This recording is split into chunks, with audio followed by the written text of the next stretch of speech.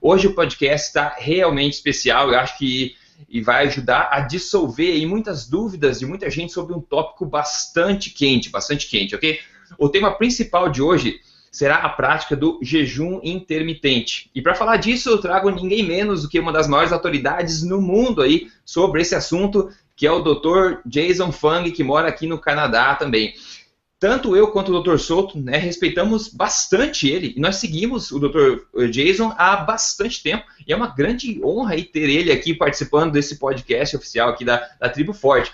Nós vamos falar em detalhes sobre essa prática do jejum intermitente, como funciona, tratar das principais objeções e também dar dicas especiais ao longo do podcast, né? Bom, a prática correta do jejum intermitente para emagrecimento é muito, muito poderosa, né? E por isso também o jejum intermitente é uma das 3 partes que eu chamo lá de triângulo do emagrecimento, junto com a alimentação forte e a densidade nutricional, e esse triângulo é a base do programa Código Emagrecer de Vez. Aliás, eu postei ontem no canal do YouTube, inclusive do Emagrecer de Vez, um vídeo com o título, né, de emagrecimento em 30 dias, resultados reais, onde eu compartilho para o pessoal ter uma ideia, resultados reais. E é impressionante, tem muitas pessoas que estão acabando a primeira fase do programa. Então, se você tiver curiosidade, você pode dar uma olhadinha lá depois. Além do nosso papo hoje aqui sobre jejum intermitente, nós vamos também ter o quadro, né, o que você comeu no almoço de ontem, onde nós 3 vamos compartilhar o que a gente comeu no almoço de ontem. Você vai saber o que o Dr. Fung comeu no almoço de ontem também, para dar algumas ideias. Esse podcast está sendo gravado em vídeo, tá? Então, ele vai ser 100% legendado para que todos possam acompanhar. Então, se você está ouvindo aqui a versão em áudio e não está confortável com o inglês, o Dr. Fung não fala português, obviamente, então a gente vai ser tudo em inglês, então vá no emagrecerdevez.com que você tem lá a versão transcrita e também a versão legendada em vídeo.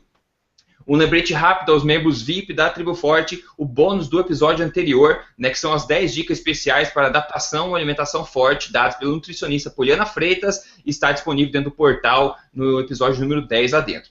Ok, então a gente está pronto para começar aqui a nossa conversa a partir de agora, e eu vou mudar para inglês aqui a nossa conversa com o Dr. Jason Fung, né? And to start off, Jason Fung, together with Tim Oakes, just published a great book called The Obesity Code, and it's available on Amazon and other big chains. So I recommend everyone to check it out. I love it. Dr. Soto love it as well. Great, great work, Jason, and welcome to this podcast. A great honor having you here today. Oh, thanks for having me. This is great. Yeah, good afternoon, Dr. Soto. How is it going? Fantastic. Fantastic. It's a great moment for Brazilian health, I think. I hope we can share a lot of good knowledge that can improve a lot of people's lives. So, to hit the ground running here today, to start off, I would like to address the basics of intermittent fasting, and then we're going to move into more advanced topics as we go along. So, we know that intermittent fasting is a very old practice, right? And even today, it's something that billions of people all over the world do every year, mainly for religious purpose, right? So if you listen to this, never heard of intermittent fasting before, and don't know what it is, this practice basically consists in not eating for a limited amount of time. For example, 12 hours, 16 hours, 18 hours, 24 hours, 36 or even more. So now, people today are very, very skeptic about not eating for a while, right? Like being without food. They're afraid of not getting food every couple of hours because all of this constant eating frenzy created by the modern world and, let's say, wrong advice that they were giving as well. To get this out of the way right at the beginning here, let's start with this. Dr. Fung, is intermittent fasting a healthy practice?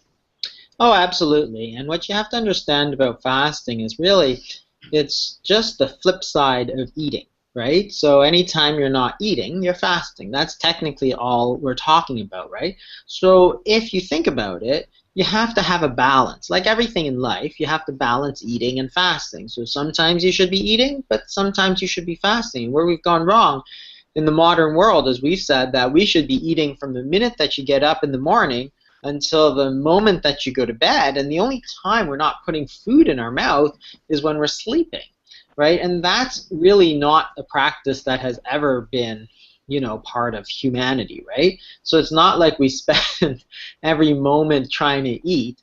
There's lots of stuff to do, right? Whether it's, you know, doing your job or whatever it is, there's lots of stuff to do. So we've always, in the past, kind of eaten in the morning, so breakfast, lunch, and dinner. That's very traditional in North America anyway, right? So if you eat at 7 in the morning and you finish eating at 7 at night, that's like 12 hours of eating and 12 hours of fasting.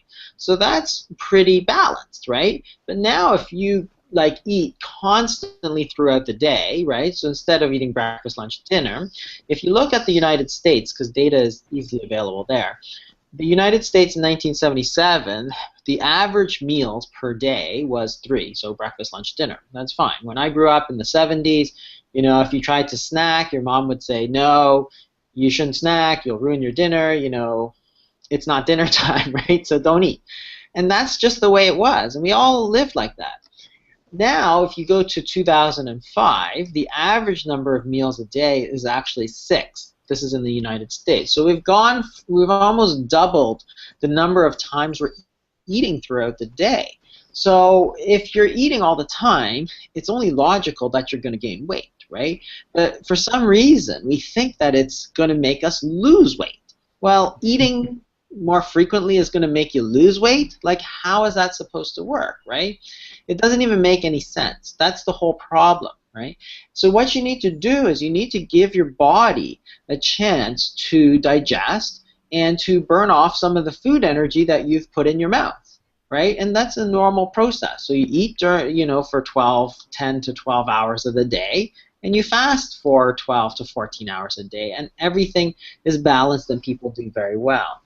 So that's the whole idea. If you want to lose weight, then you can lengthen that period where you're fasting.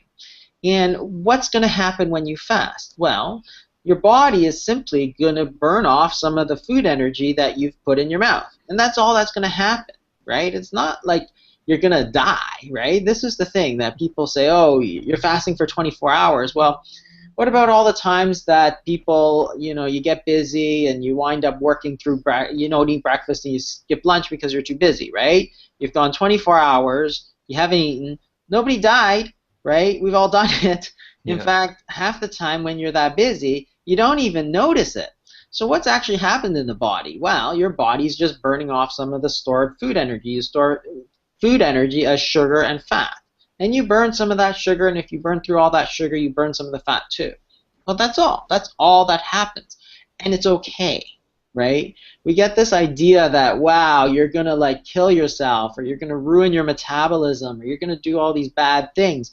But this is the way that we're actually designed, because, if we weren't designed this way, we would all not be sitting here, because when we were cavemen, there were days, I guarantee you, there were days in the winter, there was no food, you just didn't eat. That's it. And your body lived off your stored food, because that's what fat is. It's stored food energy, right? Mm-hmm. It's there for you to use when you don't have food. So if you never not have food, if you are always eating, you're never going to burn that fat. Why? Why would your body burn fat? Your body is smart. It's stored it away so that when you don't have anything to eat, you have something to live off of. But you always have something in your mouth, right? From the minute you get up to the minute you go to bed. So it says, okay, fine. I won't burn the fat then. And then everybody wonders, why are you getting fat? And this is the thing, that we talk all the time about the foods that we should and shouldn't eat, right? Should you eat wheat, or should you eat bread, or should you eat carbs, or should you eat fat? We talk about that all the time, and for the most part, yeah, there's a few differences, but for the most part, we agree sugar is not very good for you. White bread is not very good for you, right? Most people agree that a lot of these fats are not that bad for you. There's some debate about saturated fats, but avocados, olive oils, nuts, everybody kind of agrees on that, but nobody talks about this whole idea of the whole question of when to eat, because it's okay not to eat sometimes. That's the whole idea. And in English, we have the word breakfast, right? So think about that word. It's the meal that breaks your fast. It implies two things. One, we have to be fasting every day, right? Whether it's for 12 or 14 or 16 or 24 hours. You have to fast every day, because you can't break your fast if you're not fasting, right? The problem now is we're never fasting. We're eating all the time, and then you eat breakfast, but you've never fasted, right? So you can't break that fast. Right. And two, the other implication is that you do not have to eat as soon as you get up. You can break your fast at noon. You can break your fast at dinner. It doesn't really matter, right? It's important in that it's the meal that breaks your fast, but it's not the 8 a.m. Meal. It doesn't have to be. If you look at circadian rhythms of hunger, for example, you see that hunger is naturally, and happens in everybody, hunger is lowest at 8 a.m. Okay, and highest at 8 p.m. So if you're not hungry and you are force-feeding yourself like a slice of bread and jam and orange juice, that's not a winning strategy for weight loss, right? You're not hungry, but you're going to shove some food in your mouth anyway. Well, that's not a really great strategy for weight loss, right? You're better off just skipping breakfast or having coffee with a little bit of cream or whatever and going right through till 11 o'clock, 12 o'clock. And, if you go to the French word for breakfast, it's petit déjeuner, which is a little lunch. The key here being little. So the French understood that, hey, most people are not really all that hungry in the morning, right? So don't eat. That's your body telling you that you don't need to eat, right? And everybody says, oh, I'm not going to have energy. It's like nonsense. Your blood sugar is completely normal. And in fact, what happens just before you wake up is that your body produces these counter-regulatory hormones. So those are hormones such as cortisol and epinephrine and growth hormone. And they actually pump out a little bit of glucose into our system, right? They take the stored sugar that you had from yesterday's lunch and it kind of puts sugar into your system. So your body has already kind of gassed you up for the day. It's fueled you up already. You don't have to put food in your mouth to do that, right? And that's the thing, that it's if you don't eat, it's okay once in a while, right? In fact, all you're going to do is lose weight, right? That's the whole idea. And if you understand that, then you can look at intermittent fasting and say, hey, here's a strategy, a very powerful strategy that nobody is using. But why? We need all the tools in our tool belt to fight this problem of obesity, because it's really hard. Weight loss is very hard, right? Type 2 diabetes, very hard. We need all the tools. You can't just throw out the most powerful tool in your tool belt, right? It's ridiculous to do that and to make up all these reasons why we have to put food in our mouth even though we're not hungry, right? Oh, you have to eat every 2.5 hours. Well, I'm busy, right? I don't want to go looking for something every 2.5 hours, right? Half the time I don't eat lunch because I'm busy and I don't really want to step away. So, it's okay. That's the whole idea, right? And it's some of these modern things that have led to the obesity epidemic, they're just not based on any kind of evidence. They're not based on any kind of historical reality. It's not like we've always eaten every 2.5 hours for the last 2,000 years of human history. No, that's exactly what we have not done, right? We've always just eaten when we're hungry or when it's convenient, sometimes once a day, sometimes 3 times a day, right? But not 6 times a day. Yeah, it seems pretty obvious when we talk about, right? Just eat when you're hungry. Just don't eat if you're busy or whatever. But I think everyone, taught us to eat as soon as we roll out of bed, for example, and then keep eating during the whole day. And now we heard that so much that today we believe that that's the truth. And then people are afraid of skipping one snack, for example, because they feel tired and they're going to be sick and whatever. So it was a great introduction to the subject, I think. Besides the weight loss benefits to intermittent fasting, I would just like you to mention just a few general health benefits of the practice itself.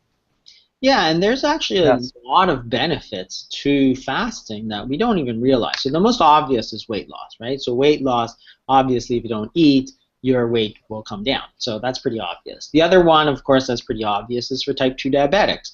Now, you have to be careful if you're taking medications, but on the other hand, if you don't eat, your blood sugar will come down, right? Again, nobody can actually argue that that's going to happen.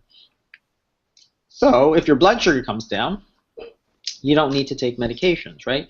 But on top of that, there's actually a host of other benefits. So if you look at some of the what happens, especially during the longer fast, you get things such as growth hormone increase.